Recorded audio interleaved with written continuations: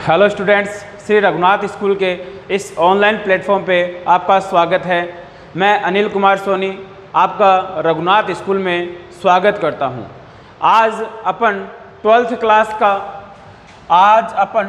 Class जो है अपने 12th कॉमर्स में, उसमें अपन इकोनॉमिक्स के बारे में पढ़ेंगे। इकोनॉमिक्स मतलब अर्थशास्त्र। देखो, इसमें मैं हिंदी मीडियम और इंग्लिश मीडियम दोनों के लिए बना रहा हूँ, और ये जो वीडियो है वो जो आर्ट्स के आप स्टूडेंट्स हो उनको भी काम में आएगा। आर्ट्स में जिसके इकोनॉमिक्स है उनके भी यही सेम मैटर रहने वाला है। तो आप लोगों से रिक्वेस्ट है कि आप लोग इस वीडियो को कंटिन्यू देखें और बीच में स्किप ना करें, क्योंकि आपको इस वीडियो में मैं पूरा जो आपका नया सिलेबस ऐड हुआ है, NCERT का जो आपके सिलेबस ऐड हुआ है उसके बारे में बताऊँगा। तो 12th क्लास में अपना इकोनॉमिक्स का मतलब हिंदी में अगर बात करूँ तो इसको बोलते हैं अर्थशास्त्र की बात कर रहे हैं। देखो, अर्थशास्त्र का जो सिलेबस है वो अपन को यहाँ पे दिया हुआ है। अब अर्थशास्त्र की जो बुक है आपकी वो दो भागों में डिवाइड है, पार्ट फर्स्ट और पार्ट सेकंड। ये दो जो है वो आपके दो पार्ट बना रखे हैं। पहले पार्ट का जो नाम है वो है मैक्रो इकोनॉमिक्स और दूसरे पार्ट का जो नाम है वो है माइक्रो इकोनॉमिक्स। ध्यान से सुनना, पहला मैंने क्या बताया है, मैक्रो। हिंदी में बोलते हैं इसको समष्टि अर्थशास्त्र। क्या बोलते हैं? समष्टि अर्थशास्त्र। और माइक्रो को बोलते हैं व्यष्टि अर्थशास्त्र। क्या बोलते हैं? व्यष्टि अर्थशास्त्र। अब समष्टि व्यष्टि का मतलब क्या होता है? देखो, समष्टि का मतलब होता है संपूर्ण, वाइल्ड जो स्टडी की जाती है, विस्तृत जो अध्ययन किया जाता है वो तो समष्टि में किया जाता है। इसका मतलब हो गया विस्तृत अध्ययन। अगर अपन कोई भी स्टडी, इकोनॉमिक स्टडी कर रहे हैं और वो बड़े लेवल की है तो वो किस में आएगी? मैक्रो में आएगी। और व्यष्टि में क्या आएगी? स्मॉल या छोटे लेवल की जो होगी वो अपन स्टडी करेंगे। यहाँ पे आज सिलेबस की चर्चा करते हैं। पार्ट फर्स्ट जो है मैक्रो इकोनॉमिक्स। मैक्रो इकोनॉमिक्स में अपना सबसे पहला जो चैप्टर डाल रखा है वो डाल रखा है introduction of macro economics. Macro economics मतलब समष्टि अर्थशास्त्र का परिचय। इंट्रोडक्शन का मतलब क्या हो गया? परिचय की बात कर रहा है कि समष्टि अर्थशास्त्र क्या होती है। इसके बारे में जो पूरी स्टडी की गई है वो कौन से चैप्टर में बताया गया है? इंट्रोडक्शन के चैप्टर में बताया गया है कि समष्टि जो अर्थशास्त्र मैक्रो इकोनॉमिक्स है वो डिफरेंट जो है अपनी माइक्रो, उससे किस प्रकार से डिफरेंस है। ये सारी जो बातें हैं वो यहाँ पे बताई गई है। कौन से वाले चैप्टर में?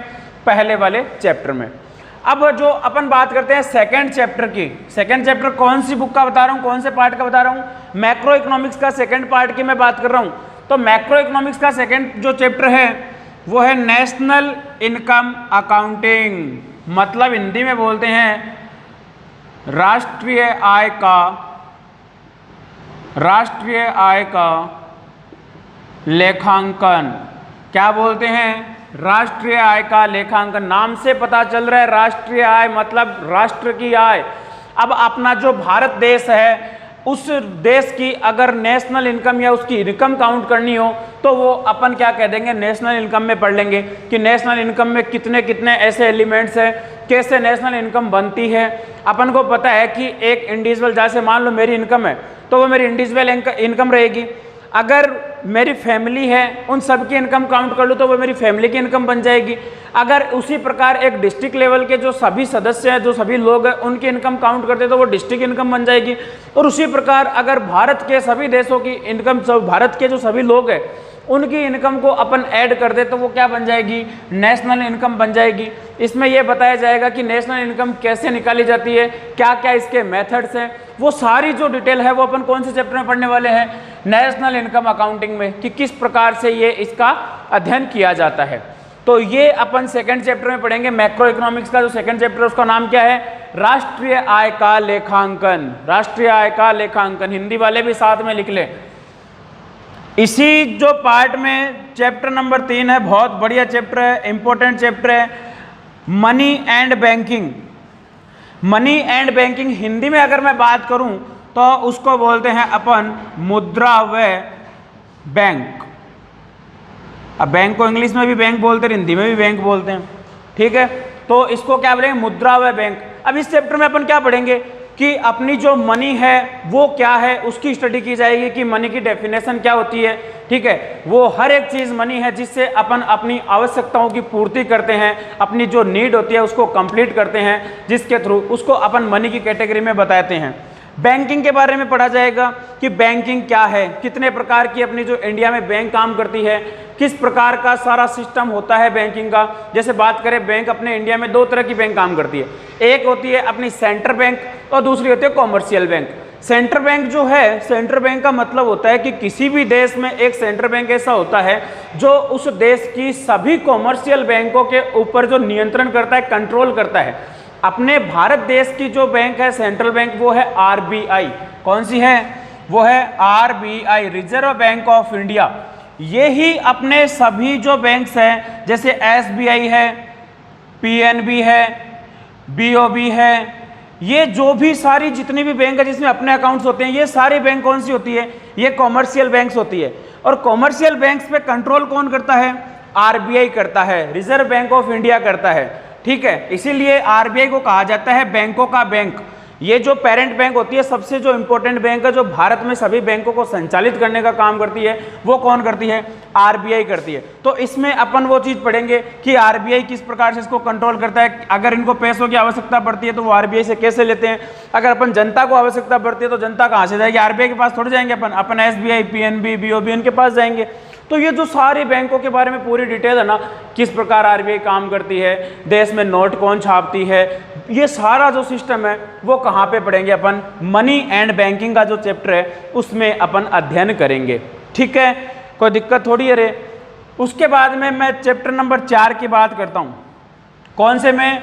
मैक्रो इकोनॉमिक्स में पार्ट फर्स्ट का जो 4th चैप्टर है उसकी मैं बात कर लेता हूँ। वो बोल रहा है determination of income and employment. मतलब ये हिंदी में अगर बात करूं तो ये बोलना चाह रहा है आय व रोजगार का निर्धारण। क्या बोल रहे हैं?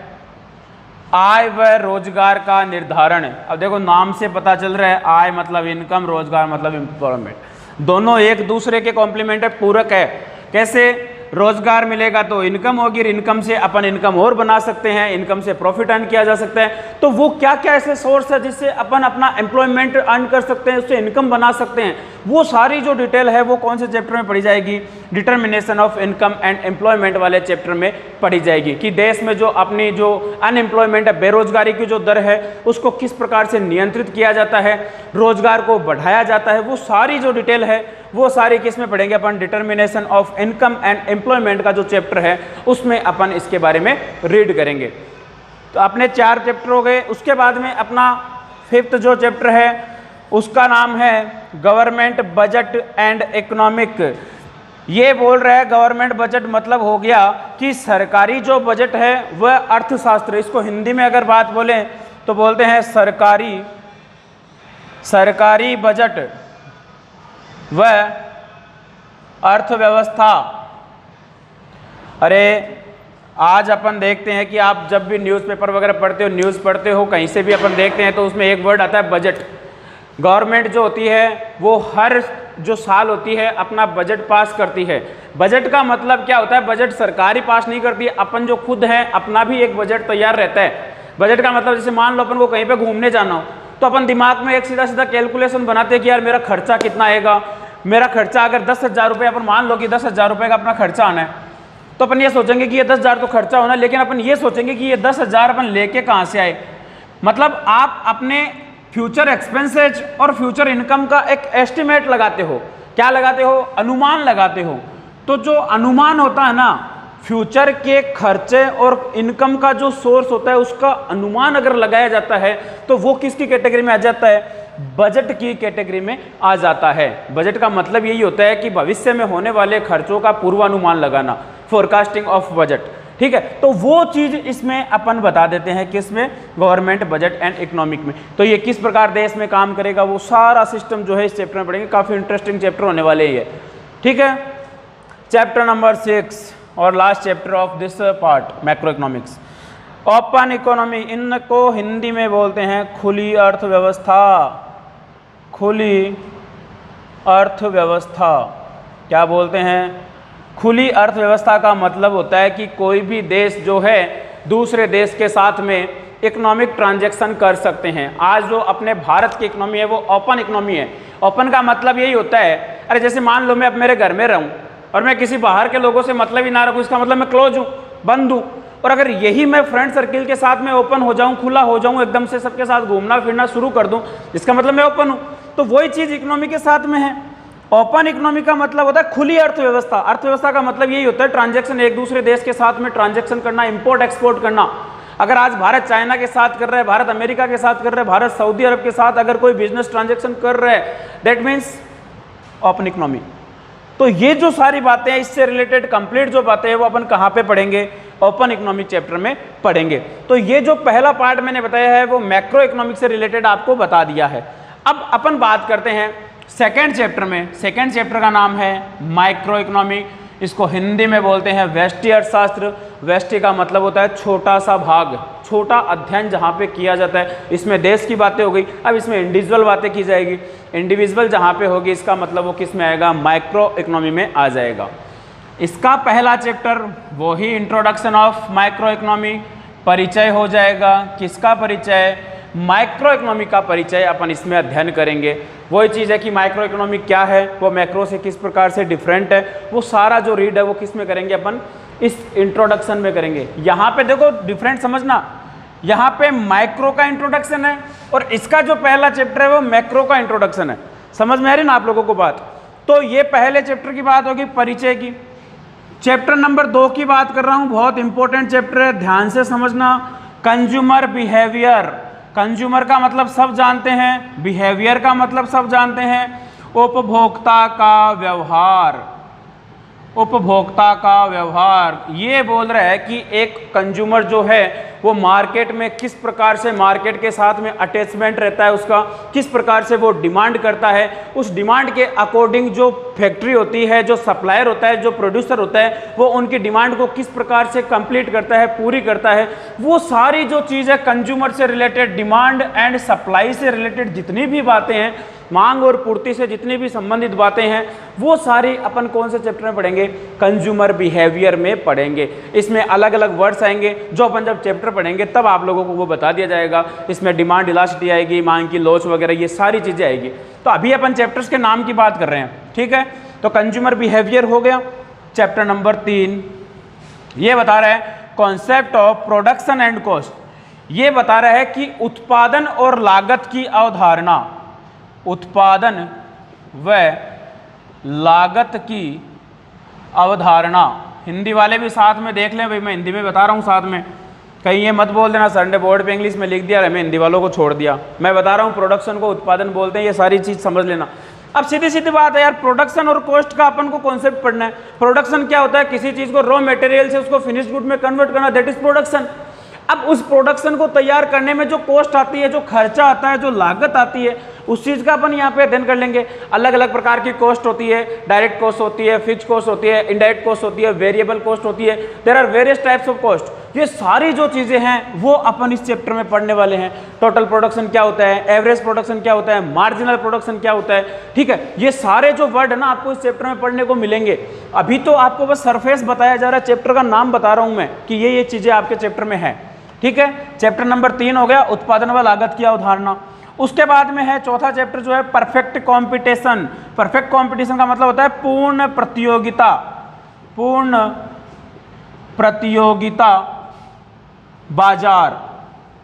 परफेक्ट कंपटीशन बाजार जो होता है उसके बारे में, परफेक्ट कंपटीशन का मतलब होता है कि ऐसे बाजार होते हैं जहां पर प्राइस और जो कमोडिटीज होती है उसमें कोई डिफरेंस नहीं होता है। जैसे मान लो आपको एक लाइफबॉय की साबुन लेके आनी है, चाहे आप कहीं से भी मार्केट में वो लाइफबॉय लेके आ जाओ, उसकी प्राइस और उसकी जो साइज है वो बिल्कुल सेम रहने वाली है। इसका मतलब दैट इज परफेक्ट कॉम्पिटिशन। ऐसे भी बहुत सारे ऐसे प्रोडक्ट्स होते हैं जिनकी प्राइस और साइज में कोई चेंजेस नहीं होता है, वो सारे किस में आएंगे? परफेक्ट कॉम्पिटिशन, पूर्ण प्रतियोगिता बाजार में आएंगे, ठीक है? चैप्टर नंबर 4 हो गया। उसके बाद में है चैप्टर नंबर 5 मार्केट इक्विलिब्रियम। इसको बोलते हैं बाजार संतुलन। क्या बोलते हैं?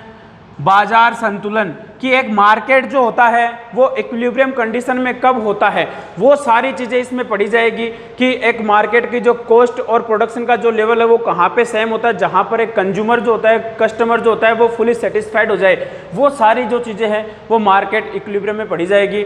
डिमांड और सप्लाई के साथ में उसका एक पॉइंट निर्धारित किया जाता है, वो सारी बातें इसके अंदर आ जाएगी। एक लास्ट चैप्टर जो इसका बचा है नॉन कॉम्पिटिटिव मार्केट, मतलब गैर प्रतिस्पर्धी या गैर प्रतियोगिता बाजार। ऐसे भी मार्केट होते हैं जिनमें कोई प्रतियोगिता नहीं देखी जाती है या बहुत सारी प्रतियोगिता देखी जाती है। तो ये जो है अपन मार्केट्स के जो टाइप्स वगैरह हैं वो सारी जो चीज़ें हैं वो इस चैप्टर में अपन पढ़ेंगे। ठीक है, तो आज जो अपना ये सारा जो अपन ने इस वीडियो में पढ़ा है वो क्या पढ़ा है, 12th इकोनॉमिक्स का जो सिलेबस है वो मैंने आपको बताया। इस सिलेबस के अकॉर्डिंग ही अपन आगे की स्टडी करेंगे। उम्मीद करता हूं कि आपको ये सारी बातें समझ में आ गई होगी। अपन नेक्स्ट चैप्टर में या नेक्स्ट वीडियो में अपन पहला जो चैप्टर है इसका उसके बारे में रीड करेंगे। मिलते हैं नेक्स्ट वीडियो में, तब तक के लिए धन्यवाद। जय हिंद, जय भारत।